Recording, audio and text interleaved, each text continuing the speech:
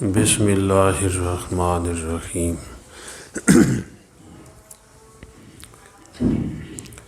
نحمدہ ونصلی علی رسولہ الکریم وعلی آلہ وصحبہ وآل بیتہ اجمعین، اما بعد۔ حضرت ابو ہریرہ رضی اللہ تعالی عنہ فرماتے ہیں، حضور اقدس صلی اللہ علیہ وآلہ وسلم کا ارشاد مبارک ہے، آپ نے فرمایا ثلاثۃ لا ترد دعوتہم، تین آدمی ایسے ہیں جن کی دعا رد نہیں ہوتی، یعنی اللہ جل جلالہ تین آدمیوں کی دعا کو قبول فرماتے ہیں۔ ایک فرمایا الصائم حتی یفطر، کہ جو روزہ دار ہے اس کی اللہ پاک دعا کو قبول فرماتے ہیں یہاں تک کہ وہ افطار کرے۔ بلکہ ایک حدیث میں آیا ہے کہ افطار کے وقت اللہ پاک روزہ دار کی دعا کو قبول فرماتے ہیں۔ ایک حدیث میں آیا ہے کہ حضور اقدس صلی اللہ علیہ وسلم کا پاک ارشاد ہے، فرمایا کہ اللہ پاک عرش کے اٹھانے والے فرشتوں کو فرماتے ہیں کہ اپنی ڈیوٹیوں کو چھوڑ دو اور روزہ دار جو دعا کرے اس پر آمین کہو۔ تو آمین کہنے والے بھی بڑے مقبول ہیں، معصوم ہیں۔ اور دوسرا فرمایا والامام العادل، جو عدل کرنے والا بادشاہ ہے، منصف بادشاہ ہے، اللہ جل جلالہ اس کی دعا کو بھی قبول فرماتے ہیں۔ بلکہ ایسا جو امام عادل ہوتا ہے، منصف بادشاہ، اس کے سجدوں کا اثر، اس کی تسبیحات کا اثر، اس کی عبادات کا اثر، چاہے وہ اپنے محل کے اندر کرے، پورے ملک کی سرحدوں تک پہنچتا ہے۔ اس کے اعمال کا اثر تمام ملک پر پڑتا ہے۔ اللہ اکبر۔ سلطان صلاح الدین ایوبی رحمۃ اللہ علیہ، سب کہہ دو رحمۃ اللہ علیہ، یہ بادشاہ تھے مسلمانوں کے۔ ان کو پتہ چلا کہ رومیوں نے بیڑا تیار کیا ہے اور مجھ پر حملہ کے لیے آ رہے ہیں، وہاں سے روم سے چل پڑے ہیں، مجھ پر حملہ کرنا چاہتے ہیں۔ تو دل کے اندر ایک فکر پیدا ہوئی، بیت المقدس میں چلے گئے۔ ساری رات او بکا کے ساتھ، او فغاں کے ساتھ، اشک رواں کے ساتھ گزاری۔ بات سمجھ آ رہی ہے؟ اللہ کے سامنے روتے رہے کہ مولا مدد فرما اور ظالموں سے بچا لے۔ تو فجر کے وقت جب نماز پڑھ کر باہر نکلے تو ایک اہل کش بزرگ تھے، فرمانے لگے تیری رات کی او بکا نے، او فغاں نے، اشک رواں نے، تیرے آنسوؤں نے رومیوں کے بیڑے کو ڈبو دیا ہے۔ تو کچھ دنوں کے بعد پتہ چلا، اس وقت ذرائع ابلاغ اس طرح کے تو نہیں تھے، کچھ دنوں کے بعد پتہ چلا کہ واقعہ ہی بیڑا آ رہا تھا، اللہ جل جلالہ نے سمندر کے اندر غرق کر دیا۔ تو امام عادل کے حضور صلی اللہ علیہ وسلم فرما رہے ہیں کہ امام عادل کی دعا کو اللہ پاک قبول فرماتے ہیں۔ اور تیسرا فرمایا دعوت المظلوم، جو مظلوم ہے، جس پہ ظلم کیا گیا ہے، اللہ پاک اس کی دعا کو قبول فرماتے ہیں۔ اور حدیث میں آیا ہے کہ بادلوں سے اوپر اٹھا لیتے ہیں اور پھر آسمان کے دروازے کھول دیتے ہیں۔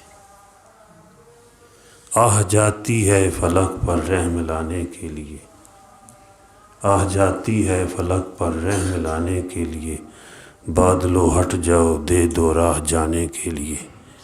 یہ آہ جو ہوتی ہے کسی کی کسی پہ ظلم کیا اور وہ بعض دفعہ کچھ کر نہیں سکتا، وہ اللہ کے دربار میں اپنا مقدمہ پیش کرتا ہے، تو ایسا آدمی مشکل ہے، بچتا نہیں ہے، جس کا مقدمہ اللہ کے دربار میں مظلوم پیش کرتا ہے۔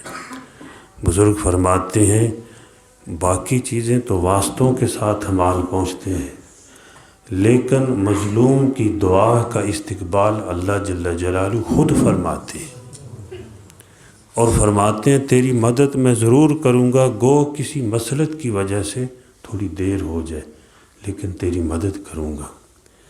تو فرمایا یہ 3 آدمی ایسے جن کی اللہ پاک دعا کو قبول فرماتے ہیں۔ اور ہمارے شیخ فرمایا کرتے تھے رحمۃ اللہ علیہ، آج امت دعا بھی نہیں کر رہی، حالانکہ دعا تو آدمی سیٹ پہ بیٹھے ہوئے، چارپائی پہ لیٹے ہوئے، گلی میں چلتے ہوئے اور مسجد میں بیٹھے ہوئے، کہیں کھیت میں ہے، دکان پہ بیٹھے ہوئے اللہ سے مانگ سکتا ہے کہ مولا فلاں چیز عطا فرما دے، امت مسلمہ کی حفاظت فرما دے، امت پر رحم فرما دے، مسجد والا بنا دے۔ اپنی زبان میں اللہ سے مانگتا ہے، کچھ بھی نہیں لگتا، نہ وضو کی ضرورت، نہ عبادات کے لیے کسی مخصوص مقام کی ضرورت، کسی جگہ پر بھی وہ اللہ سے مانگ سکتا ہے کہ اللہ پاک ہم پہ رحم فرما دے، اللہ میری نسلوں کو اپنے دین کے لیے قبول فرما لے، بیٹھے بیٹھے اللہ سے مانگتا رہے۔ تو فرمایا آج امت یہ بھی نہیں کر رہی کہ چلو ہم اللہ سے مانگ لیں، مولا نماز نہیں پڑھتا، نماز کی توفیق دے دے، ذکر نہیں مجھ سے ہوتا، اے اللہ ذکر کی توفیق دے دے۔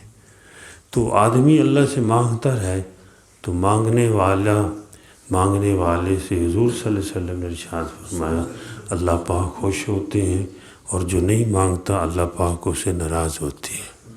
تو مظلوم کی بد دعا جو ہے اس سے بلکہ آپ نے فرمایا بچا کرو، بلکہ حکمرانوں کو فرماتے تھے جب کوئی گورنر بنا کے بھیجتے تھے آپ کسی علاقے میں، ظاہر بات ہے وہ بادشاہ ہوتا تھا گورنر، فرماتے تھے مظلوم کی بد دعا سے بچنا، پتہ چلا گورنر سے بھی وہ زیادہ سخت ہے مظلوم، اس کے اندر طاقت زیادہ ہے کیونکہ اس کے ساتھ اللہ ہے۔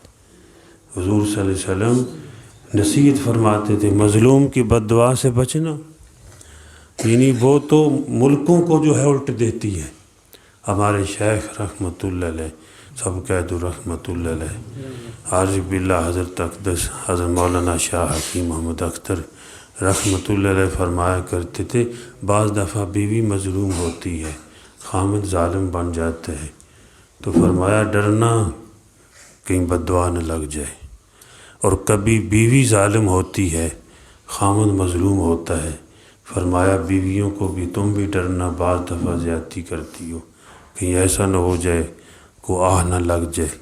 بعض دفعہ باپ اولاد پہ ظلم کرتا ہے، اولاد مظلوم ہوتی ہے، باپ ظالم بن جاتا ہے، فرمایا بچا کرو۔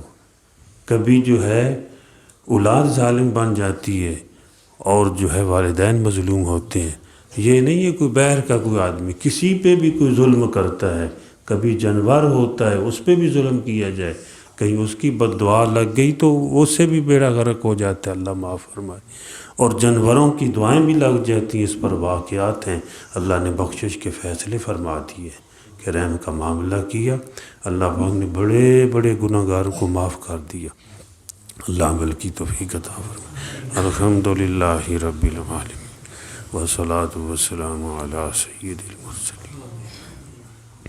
اللہم انت السلام و منک السلام تبارکت یا ذا الجلال والاکرام، ربنا اتمم لنا نورنا واغفر لنا انک علی کل شیء قدیر۔ مولا کریم رمضان مبارک کے انوارات اور اس کی برکات سے ہم سب کو اور امت مسلمہ کو نواز دیجیے۔ مولا کریم ہم سب پر، اس پوری بستی پر رحم فرما، اس پورے علاقے کے رہنے والوں پر رحم فرما، پورے ملک کے رہنے والوں پر رحم فرما، عالم اسلام پر رحم فرما، پوری دنیا کے کافروں کو ہدایت نصیب فرما۔ ربنا تقبل منا انک انت السمیع العلیم۔ صلی اللہ تعالی علی خیر خلق محمد وعلی آلہ واصحابہ وآل بیتہ اجمعین برحمتک یا ارحم الراحمین، آمین۔